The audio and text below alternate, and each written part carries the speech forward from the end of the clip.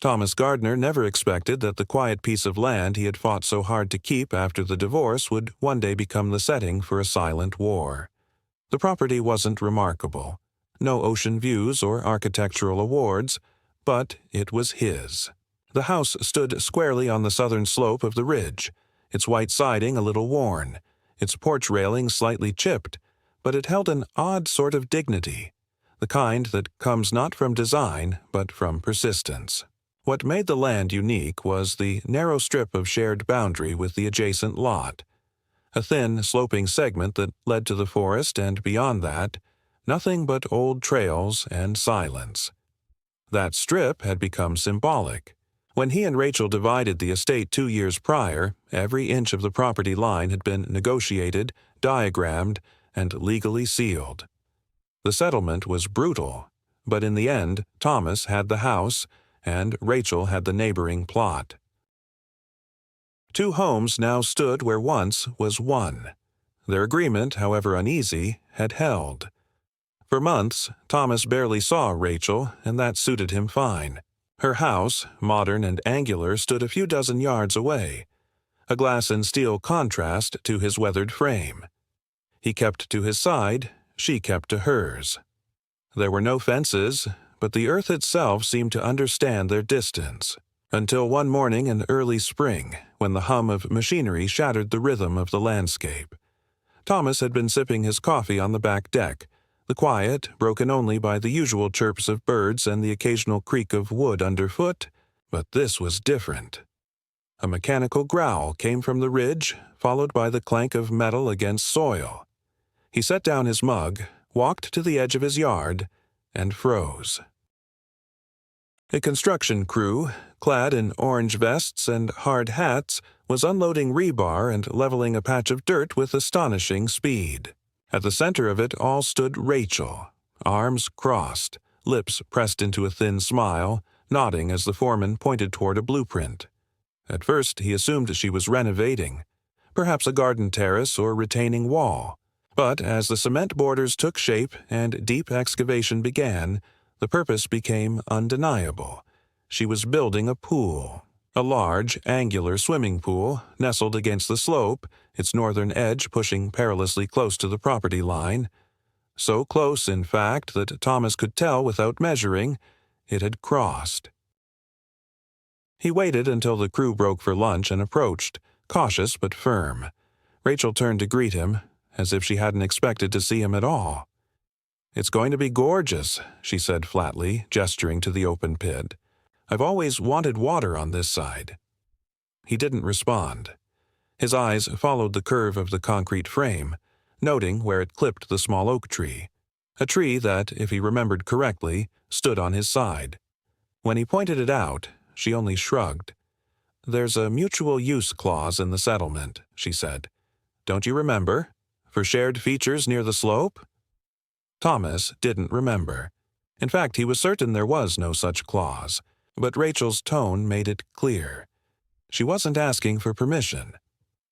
Something about the way she said it, so casually, so bureaucratically, lit a slow, burning anger inside him. He had no intention of sharing a pool, especially not one he hadn't agreed to, and especially not with her. Over the following days, the pool took shape rapidly. Materials arrived like clockwork. The construction zone began to encroach further. Dirt from the excavation was piled just behind his workshop, and tire tracks from heavy machinery cut deep into the mulch he had just laid the week before. When he called the county office to inquire about the construction permits, he was told that all documentation had been properly submitted. But when he asked for copies, he was informed they couldn't be released without a formal request process that could take weeks. Thomas returned to the edge of his yard and stood, watching the skeletal outline of the pool harden in the sunlight, and for the first time, he felt the strange weight of being outmaneuvered, not by force, but by presumption. And that weight settled on his chest like a silent alarm. Something fundamental had shifted, and there would be no returning to peace. It wasn't until the 6th day of construction that Thomas received the first envelope. It came not by mail, but was slipped beneath his front door sometime in the early morning. its surface thick and matte, bearing no return address. The handwriting was unmistakable, though. Elegant, deliberate, almost mechanical.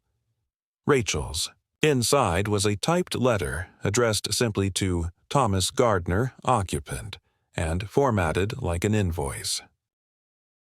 It was a breakdown of projected maintenance costs for the aquatic installation currently under development along the southern slope, itemized with professional precision: annual cleaning contract, utility redistribution, insurance adjustments, safety compliance, a neat total of $2,384, followed by a note that his half, being co-beneficiary of the structure, would amount to $1,192 annually. The signature at the bottom was typed, but next to it she had handwritten a brief note in her familiar looping script. As agreed, of course. Thomas read the letter 3 times, his pulse rising with each pass. Nowhere in any settlement document had there ever been mention of shared amenities or co-maintained installations, and certainly nothing about aquatic anything.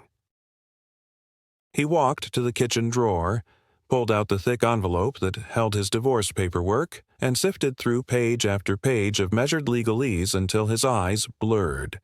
But no clause came close to validating Rachel's assertion. No agreement, no precedent, just assumption, weaponized through ambiguity.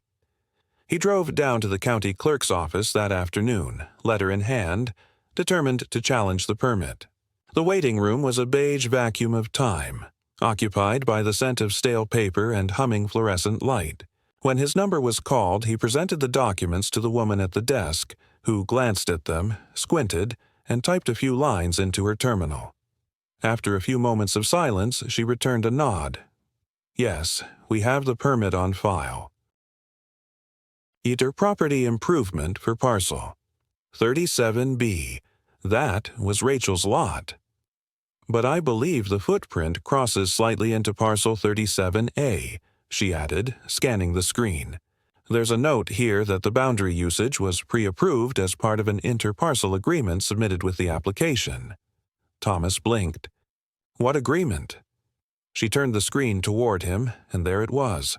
A scanned PDF of a document he had never seen before, titled Supplementary Boundary Use Authorization, 37A/37B.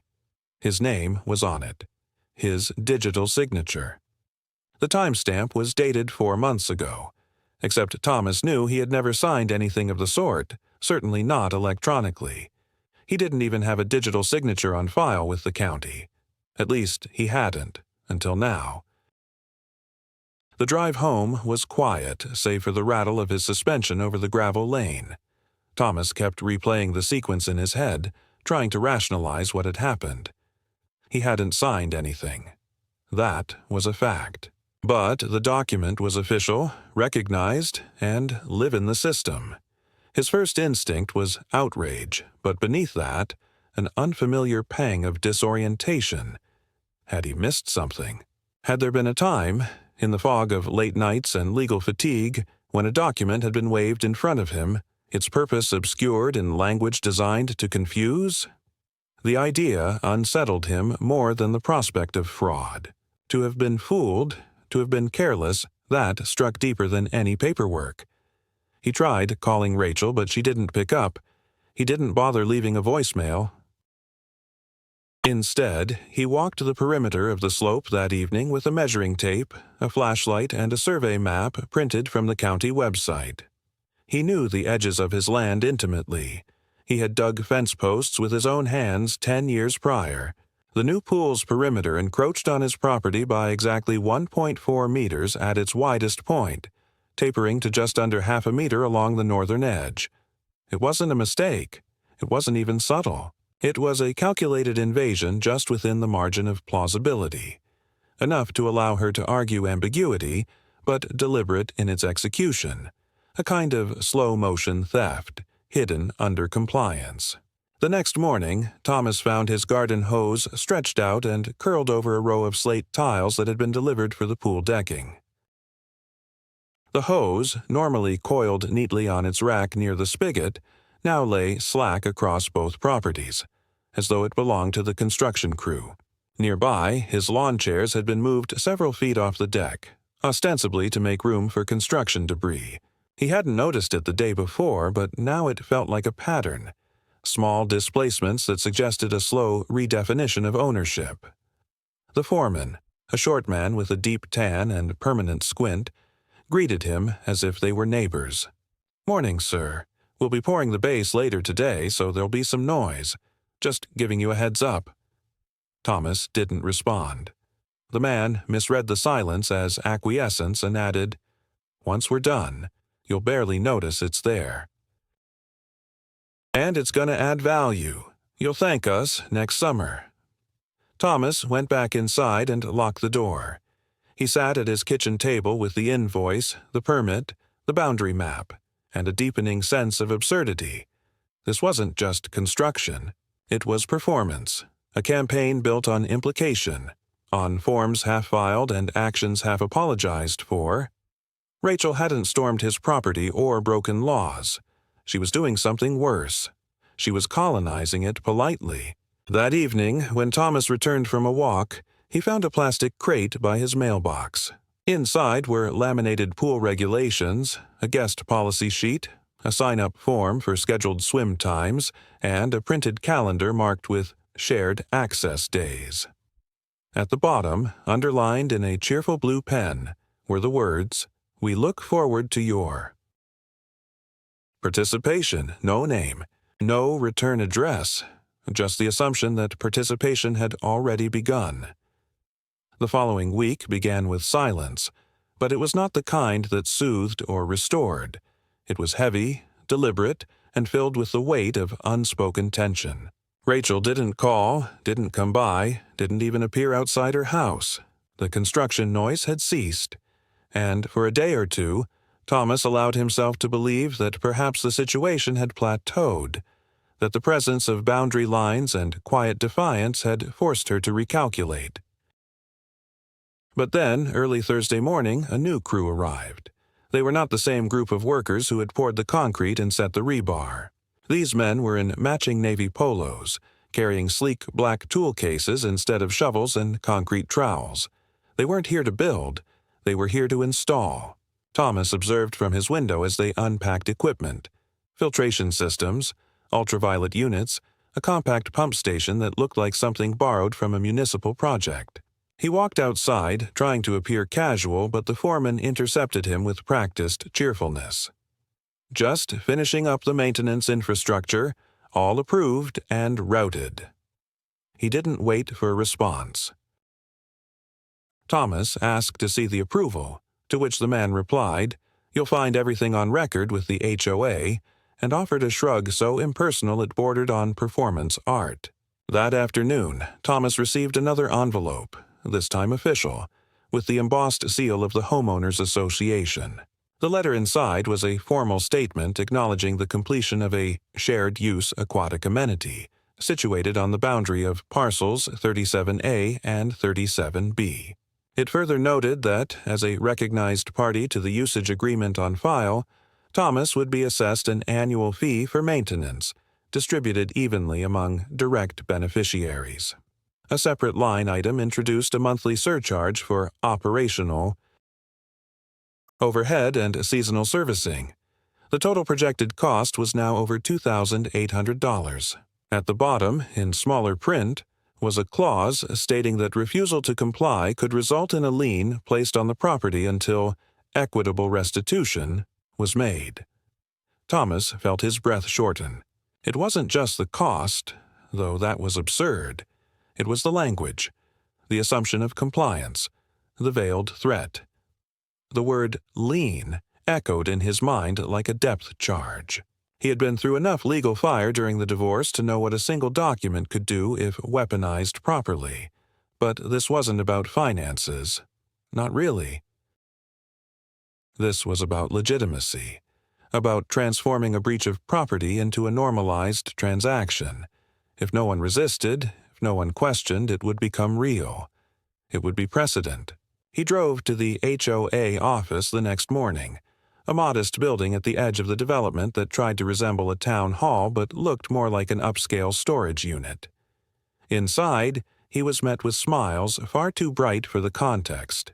He asked to speak to someone about the letter, and was ushered into a glass-walled room where a woman in a charcoal blazer greeted him with a practiced handshake. Her name was Claire. She began with pleasantries, offered coffee, commented on the weather. Thomas cut her off and asked how his name had ended up on a usage agreement he never signed. Claire opened a folder and retrieved a sheet, then slid it across the table. There it was again, his digital signature, that same timestamp from months ago. This was filed electronically, she said, through the parcel adjustment submission form, submitted jointly by the property holders.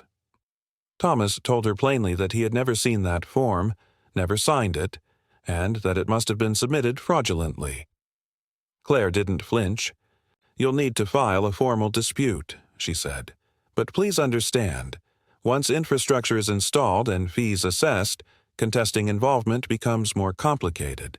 These agreements are not simply revoked on demand." Outside, the sun felt too bright. Thomas leaned against the hood of his car, gripping the edges with both hands as if the metal could ground him. A landscaper's truck pulled into the lot, carrying tools that gleamed in the light. Across the street, a realtor pinned a "Coming Soon" sign into the lawn of a new development. The future moved forward, indifferent to the battles it crushed beneath its foundations. That night, Thomas began receiving notifications from a property management portal he had never used before. A new account had been created under his name, tied to his parcel number with a login sent to his email. Inside the portal were statements, service calendars, and photos of the pool from various angles, each with captions like "Shared Viewpoint from Parcel 37A" and "Southside Utility Access, Joint Benefit Zone." There was even a messaging board with one post from Rachel herself, addressed to all stakeholders, thanking the community for their support and patience during construction. The word "stakeholder" gnawed at him. He wasn't a participant in any of this, yet here he was, framed into it, like a character in a script he never auditioned for. He didn't sleep that night. At dawn, he walked the entire boundary again, this time planting discrete metal stakes marked with red tape along every survey point he could verify. It wasn't much, but it felt like reclaiming the shape of something. But the next morning, several of the stakes were gone, pulled up cleanly. The red tape lay shredded in the dirt. No footprints, no debris, just absence.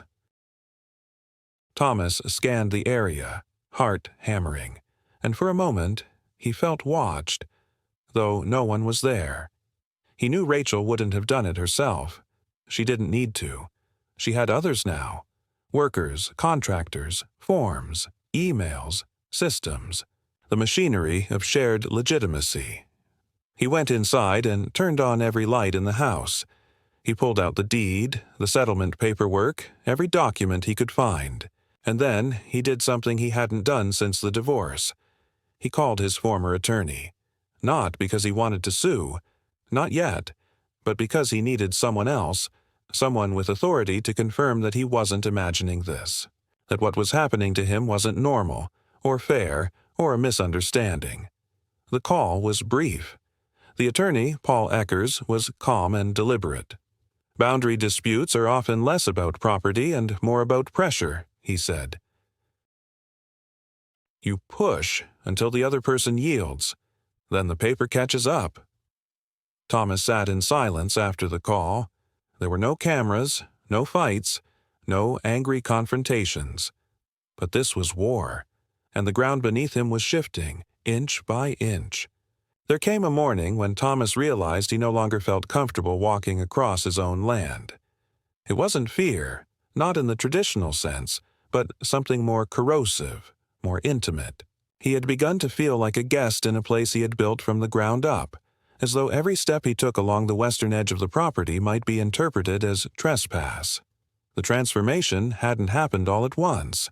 It had crept in gradually, in the silent erasure of boundaries, in the way the pool's soft blue light bled into the trees at night, in the mounting stack of documents that arrived weekly with benign headers and relentless consequences. Even the language had changed. His lot was no longer just Parcel 37A. It had become an adjoining contributor to shared amenities, a phrase repeated so often in letters and digital notices that it now seemed inevitable, as if bureaucracy could carve truth into fact through repetition alone. But beneath all of it, there was one truth he couldn't ignore. He had to know how it started. He began his search not through lawyers or agencies, but through something far more mundane: the original architectural plans from the settlement. He had kept a USB drive tucked away in a fireproof box under the stairs, not out of paranoia, but because it had been recommended during the divorce process. On it were drafts, surveys, digital blueprints, most of them unused, outdated, or rejected. But tucked among them was a version of the property boundary map marked with annotations in green, dated approximately 1 week before Rachel had filed her permit request. The annotations were minimal but precise: arrows, reference points, and a note in the margin that read, "If elevation permits, a line wall flush to transition line." That transition line was exactly where the edge of the pool now stood.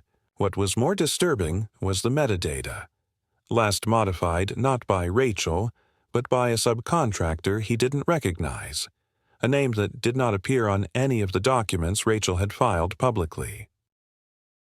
It was a ghost imprint, proof that someone had mapped the incursion before it happened, and had done so with foreknowledge of how the boundaries would be manipulated. Thomas followed the thread.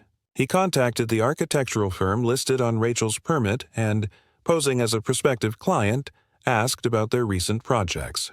The receptionist mentioned a handful of development zones, including Rachel's property, casually referring to it as a joint lot collaboration. When he asked for clarification, she said, "It's rare these days to see two parcels negotiate mutual use, structures, especially post-divorce." Very progressive. Her tone was admiring, as though the situation were a model for civic innovation. Thomas ended the call, not angry, but stunned. The story had evolved. The outside world didn't just see the pool as permitted, it saw it as consensual, even admirable. The lie had shape, texture, and momentum. Still, he couldn't stop. He submitted a formal records request to the zoning office, which triggered a mandatory disclosure process. A week later, he received a link to a secure portal containing a cache of documents tied to both parcels. Among them was a PDF labeled Boundary Use Agreement Addendum B. This one was different from the previous forms he'd seen. It bore signatures from both parties, Thomas's included, but the timestamp was from a date when he'd been traveling out of state, confirmed by flight records and hotel invoices he still had in his email. The signature was identical to his own, down to the shape of the T and the slight hesitation in the middle of the G. It wasn't forged in the conventional sense. It had been cloned, digitally duplicated from another document, possibly one of the routine acknowledgments signed years earlier. Whoever submitted it had used a fragment of his past compliance to simulate present consent. The effect was seamless, legal, impressive. The realization landed with dull weight. This wasn't opportunism or carelessness. It was architecture. Someone had reverse-engineered a pathway to justification, layering permissions and administrative oversights like shingles on a roof until no single detail looked out of place. And because he hadn't fought it at the first infraction, the narrative had calcified. He was the co-owner now, the benefactor, the fool. He sent the document to Paul Eckers, his old lawyer, and asked for a meeting in person. When they met, Paul brought with him a printed version of the agreement, annotated with sticky notes and questions. His verdict was clinical. "You can challenge this, but you'll need to frame it not as fraud, which is hard to prove, but as procedural misrepresentation." He paused, then added, "They didn't fake your signature." They manipulated the context around it. It's legal theater. Thomas asked what his chances were. Paul exhaled through his nose. Honestly, if you want the pool moved, they'll fight you until your money dries up. If you want the fees waived, you might succeed.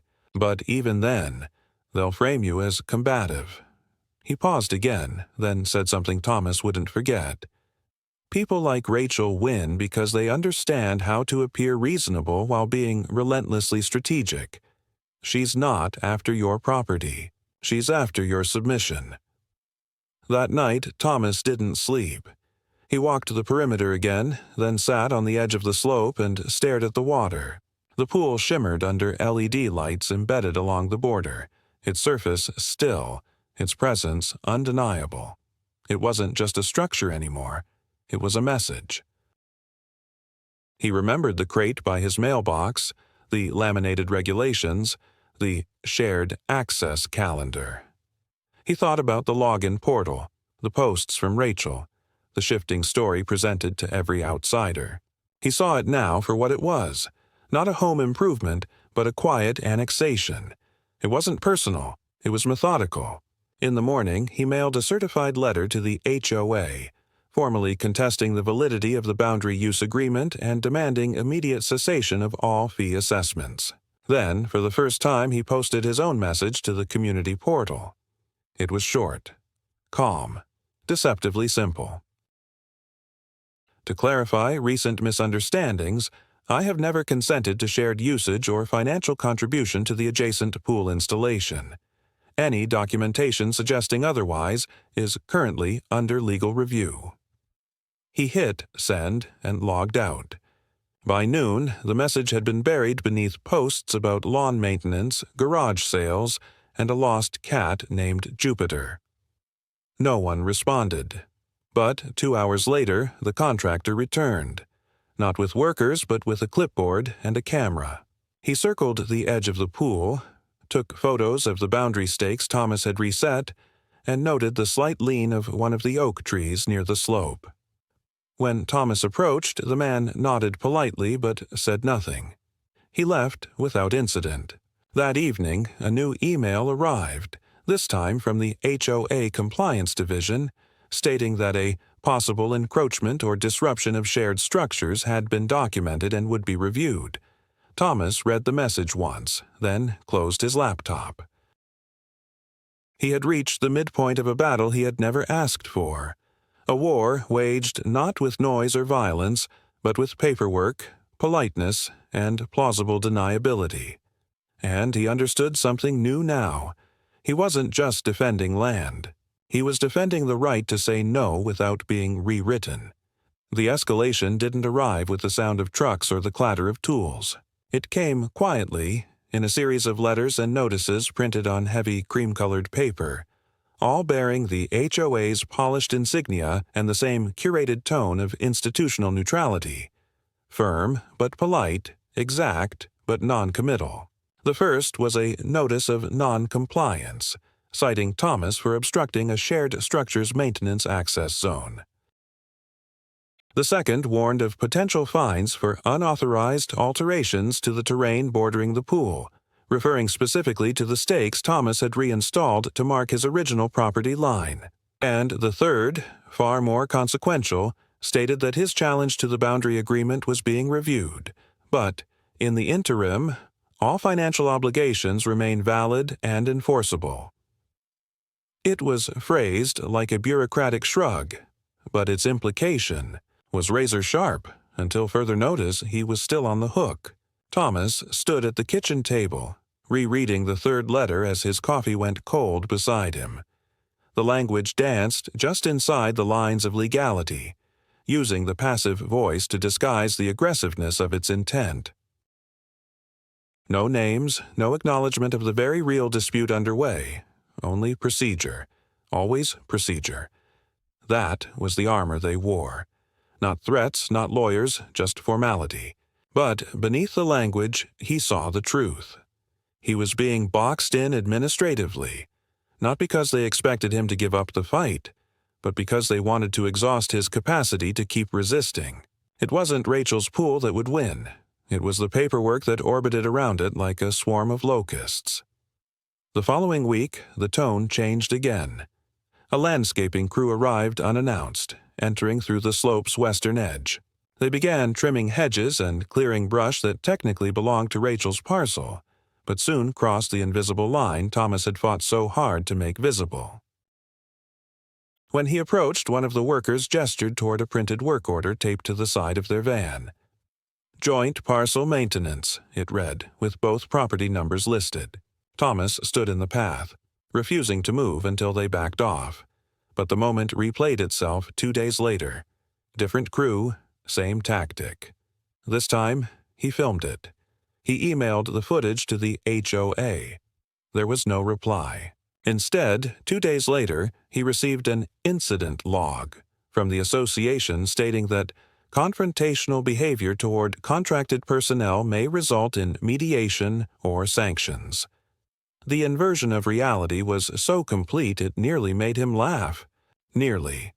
Rachel, for her part, remained an absence, visible only through implication.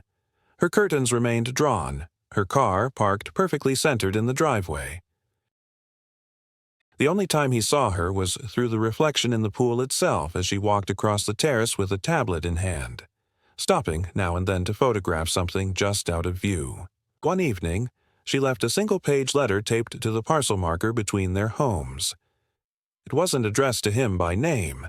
It read, as previously indicated, collaborative use of the pool area is governed by mutual agreements on record.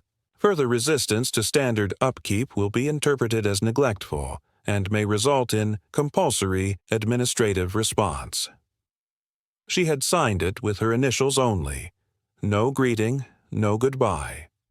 Thomas felt a shift, not just in tone, but in tempo. This was no longer a matter of misunderstanding or quiet intrusion.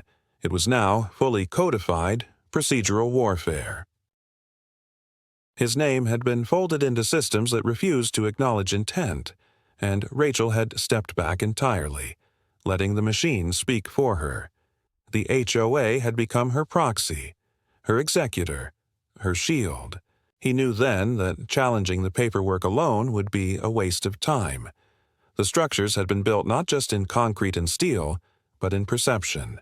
Even if the forms were flawed, even if he won some narrow legal point, the social momentum had already turned. To most observers, he was the difficult one, the outlier disrupting a shared community vision. Still, he refused to retreat. He called Paul again, explaining the new letters and the fines. Paul listened without interruption, then said something that chilled him more than all the notices combined. They've shifted from justification to enforcement. That means they think the outcome is already settled. They're no longer trying to convince you, they're trying to contain you. The phrase lodged in his mind like a splinter. Thomas began documenting everything. He took photographs of every boundary marker daily, noting even the smallest disturbances. He time-stamped emails and photographed envelopes. He mapped the precise intrusion of the pool's drainage line, which had recently been extended across a channel of his soil without notice. But none of these actions made him feel safer. If anything, they made him feel more surveilled, more reactive. Each time he tried to reclaim a small square of authority, the HOA responded with precision. A notice, a warning, a service request routed without his consent. And then came the letter from the insurance company. It was subtle, like all the others. A policy review, a notification that, given recent developments involving shared infrastructure and zoning adjustments, a reassessment of risk was required. Thomas knew what that meant. Higher premiums, compromised coverage. The pool, though never his, was now bleeding into every part of his legal existence. It wasn't just a water feature. It was an administrative virus. That night, while walking the edge of the ridge beneath a slivered moon, Thomas noticed that the ambient lights around the pool had been adjusted. They now pulsed gently in a programmed rhythm, casting blue and green waves against the tree trunks. It looked beautiful, serene, and utterly alien. He stopped by the boundary stake, one of the few still standing, and watched his own reflection shimmer beside the lights on the pool's surface. In that moment, he understood the full scope of what was happening. They weren't just erasing lines. They were rewriting the entire story. Who lived where, who owned what, who agreed to what terms, and most importantly, who had the right to say no. And with each new notice, with each new word like shared, or mutual, or standard, they were turning his resistance into an aberration. But the most disorienting realization came later, when he tried to articulate what exactly had been taken from him. It wasn't the land, not yet, and it wasn't money, though that would come. It was language, definition, the clarity of lines. He could still see his property, but he could no longer defend it without stepping into a legal fiction already authored in his name. They hadn't built a pool. They had built a narrative, and he had been written in as a silent participant. He sat on the porch long after the lights dimmed, clutching the stack of new violations in his lap, and thought not of revenge or lawsuits or strategies, but of something deeper, quieter. What it meant to own something in a world where ownership could be gently, invisibly, and legally dissolved, and what it would cost him to claw that meaning back. It ended, or rather it erupted, on a Tuesday morning that looked at first like any other. The sun had just breached the tops of the trees, spilling clean, yellow light across the slope, and Thomas was standing at the kitchen sink, staring blankly at his own reflection in the window. The silence had become its own kind of torment, stretched thin over weeks of procedural attrition and official indifference. He had stopped expecting fairness, stopped hoping for clarity. He wasn't sure what he expected anymore, only that something had to give. And it did, not in the form of a hearing or a letter, but with the sharp sound of running water where no water should be. It took him a moment to process it. A rhythmic rush, steady and unnatural like a hose left open at full pressure. He stepped out the back door and immediately saw it. A torrent of pool water pouring down from the slope, carving a muddy path through his yard, uprooting the sod he had laid himself a decade ago, flooding the mulch beds and cascading into the drainage ditch that separated his land from the forest line. For a second, he simply stood there, stunned by the sheer volume of it. Then he followed it uphill, and what he found made his breath catch in his throat. The maintenance hatch at the side of the pool had been pried open. The lock, normally latched with a tamper-proof seal, was dangling uselessly, and the release valve had been twisted fully open. The pool itself had already lost several inches of water, and a small crew stood nearby, confused, talking in hushed voices. One of them held a clipboard. Another was on the phone. None of them acknowledged Thomas as he approached until he spoke, calmly but firmly, asking who authorized this. A young man in cargo pants looked up, startled. "It's a scheduled drainage test," he said, clearly improvising. "Part of the HOA maintenance cycle." Thomas asked for the order in writing. There was none. He asked who signed off. No one would say. He asked who was on the phone. The man turned his back and walked away. The rest of the morning unfolded like a slow-motion collapse. Thomas documented everything.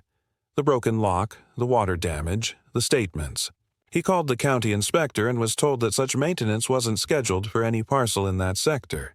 He called Paul. Then he called the police, not out of panic, but because he understood now that this moment had crossed into something else, something physical and undeniable. Property damage, unauthorized access, actionable harm. It no longer mattered that the paperwork was murky. The water was real. The damage was real. And someone would be held accountable. The officer who arrived was young, polite, and visibly uncomfortable. He took notes, asked the crew a few questions, then stood in awkward silence as Rachel emerged from her back door and walked slowly down the slope, holding a coffee mug and wearing the calmest expression Thomas had ever seen on her face. She greeted the officer first, then turned to Thomas and said, "It was a mistake, a miscommunication with the contractors. They accessed the wrong valve." The lie was so smooth it barely sounded like one. She smiled gently, as if this entire episode were just an unfortunate scheduling hiccup between neighbors. Thomas said nothing. The officer took her statement, noted the absence of proper documentation, and promised to file a report, but added, "This sounds like a civil matter more than criminal." Thomas nodded. Of course it did, but Rachel had miscalculated, because this time, Thomas had everything: video, witnesses, confirmation from the county, a formal police report, and Paul had already filed the preliminary injunction paperwork that same afternoon. The HOA, sensing real liability, issued a bland statement distancing themselves from the incident. Rachel, for the first time, was left exposed. The legal proceedings moved quickly, not because the system favored Thomas, but because Rachel had finally stepped outside the lines she had drawn so carefully around herself. In court, her explanations unraveled.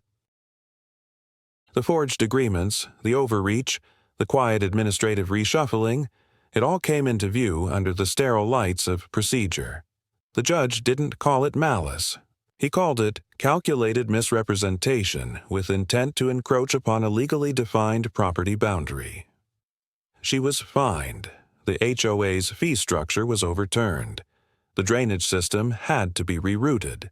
The pool's edge, by court order, had to be trimmed by 1.4 meters to retreat back within Rachel's legal lot.